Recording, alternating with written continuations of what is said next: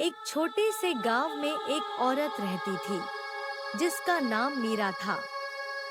मीरा का गांव एक घने जंगल के पास था जहां लोगों कहते थे कि रात के समय भूतों का बसेरा होता है। मीरा ने बचपन से ही अपने दादा दादी से कई भूत प्रेत की कहानियां सुनी थी, लेकिन उसने कभी इन बातों पर विश्वास नहीं किया था। एक रात मीरा को अपने दोस्त के घर जाना पड़ा जो उसके गांव से कुछ दूर एक और छोटे गांव में रहता था। वो रात अंधेरी और ठंडी थी और रास्ते में जंगल के पास से होकर जाना पड़ता था। उसने अपने मन को संभाला और सोचा कि ये सब सिर्फ कहानियां हैं। लेकिन जैसे ही वो जंगल के पास पहुंची, यूं कुछ अजीब सा महसूस होने लगा। जंगल में से किसी के रोने की आवाज आ रही थी।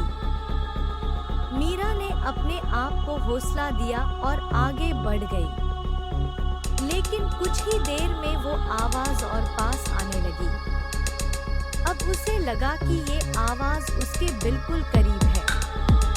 उसने देखा कि एक सेफ सा साया जंगल के एक बड़े पेड़ के नीचे बैठा है और जोर-जोर से रो रहा है।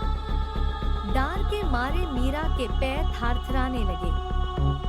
उसने सोचा कि उसे वापस चले जाना चाहिए, लेकिन उसके पैर आगे बढ़ने लगे जैसे कोई उस पर जादू कर रहा हो। जैसे ही वो उस साया के करीब पहुंची, उसने देखा कि वो एक औरत का साया था जो सिर्फ एक सेफ कपड़े में लपेटा हुआ था और उसके चेहरे पर काले निशान थे। उस साया ने मीरा की तरफ देखा और कहने लगी, मुझे मेरी बेटी के पास ले चलो। उसने मुझे इस जंगल में छोड़ दिया है और अब मैं शांति नहीं पा सकती।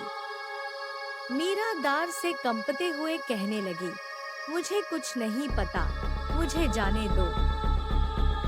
बस साया ने जोर से चिल्लाया और मीरा बेहोश हो गई। अगले दिन सुबह गांव के लोगों ने मीरा को जंगल के पास बेहोश पड़ा पाया। उसने उन्हें अपने साथ हुई पूरी घटना बताई, लेकिन कोई उसकी बात पर विश्वास नहीं कर रहा था। लोगों ने कहा कि जंगल में कोई नहीं रहता, ये सब उसके मन का भ्रम है। लेकिन कुछ महीने बाद एक और व्यक्ति ने जंगल में उस औरत का साया देखा और वही चिल्लाहट की आवाज सुनी। तब से गांव के लोग जंगल के पास से रात को नहीं गुजरते। कहते हैं कि वो भूत आज भी जंगल में शांति की तलाश में भटक रहा है और जो भी रात को वहां से गुजरने की कोशिश करता है, उसकी आवाज सुन सकता है।